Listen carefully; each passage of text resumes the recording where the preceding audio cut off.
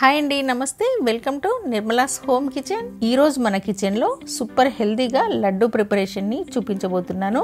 ఇది వచ్చేసి పోషకాలు నిండుగా ఉండే అవిసె గింజలతో చేసిన లడ్డు అండి. ఈ లడ్డూని మనం రోజు ఒక్కటి తిన్నా చాలా చాలా మంచిది. ఇది మన ఆరోగ్యానికైనా, చర్మానికైనా, జుట్టుకైనా ఎన్నో బెనిఫిట్స్ ఉంటాయి. ఇప్పుడు ఈ లడ్డూలని ఎలా చేసుకోవాలో చూద్దాము.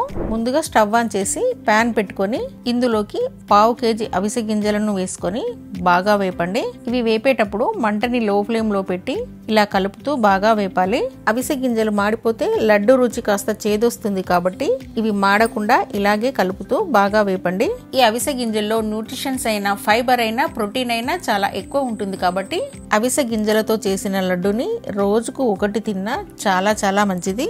3-4 నిమిషాలు ఇలా వేగిన ఈ అవిసె గింజలని ఒక బౌల్లోకి తీసుకొని మళ్ళీ ఇదే ప్యాన్ లోకి 1/2 కప్పు దాకా పల్లీలను తీసుకొని మంటని మీడియం ఫ్లేమ్ లో పెట్టి వేపాలి.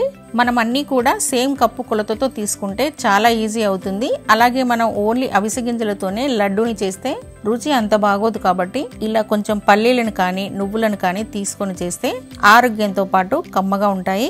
4 నిమిషాలు ఇలా కలుపుతూ వేంపుకున్న తర్వాత వీటిని కూడా ఒక ప్లేట్ లోకి తీసుకోవాలి.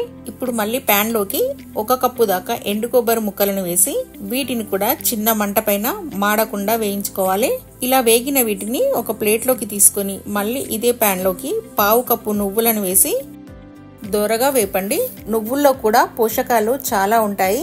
ఇవి ఇలా చిటపటమని బాగా వేగాక ఈ నువ్వులని సపరేట్ గా ఒక ప్లేట్ లోకి తీసుకోండి. మళ్ళీ ఇదే ప్యాన్ లోకి 2 స్పూన్ల దాకా నెయ్యిని వేసుకొని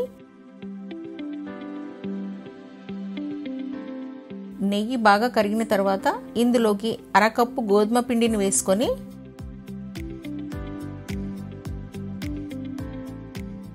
పచ్చివాసన పోయేంత వరకు మంటని మీడియం ఫ్లేమ్ లో పెట్టి ఇలా కలుపుతూ బాగా వేపండి.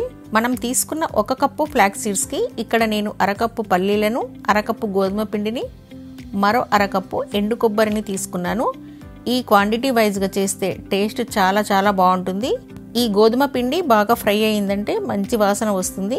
ఇలా బాగా ఫ్రై అయిన తర్వాత ఈ గోధుమ పిండిని మరొక ప్లేట్ లోకి తీసుకోవాలి. ఇలా వేంపుకున్న వాటిని ఒక 5-10 నిమిషాలు పక్కన పెట్టేస్తే చల్లారిపోతాయి.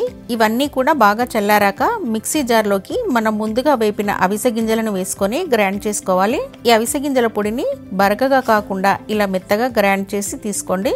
ఇప్పుడు ఈ పొడిని ఇలా బౌల్లోకి తీసుకొని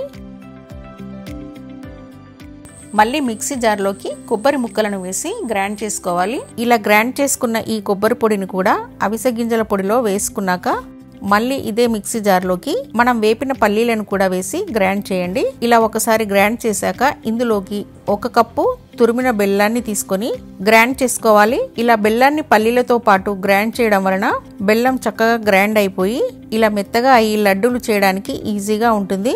దీనిని కూడా బౌల్లోకి తీసుకొని అలాగే మనం వేపిన గోధుమ పిండిని కూడా బౌల్లోకి వేసుకోవాలి. ఇందులోనే మనం వేపిన నువ్వులని, సన్నగా తరిగిన 1 కప్పు పిస్తా పప్పుని కూడా వేసి బాగా కలపండి. కలపడానికి బౌల్ సరిపోలేదు కాబట్టి ఇంకో బౌల్లోకి వేస్తున్నాను.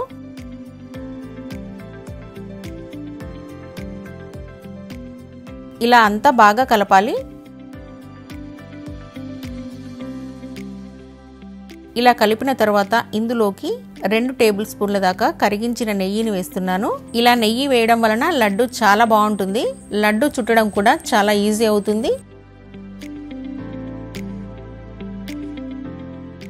చూడండి ఎంత బాగా వచ్చిందో.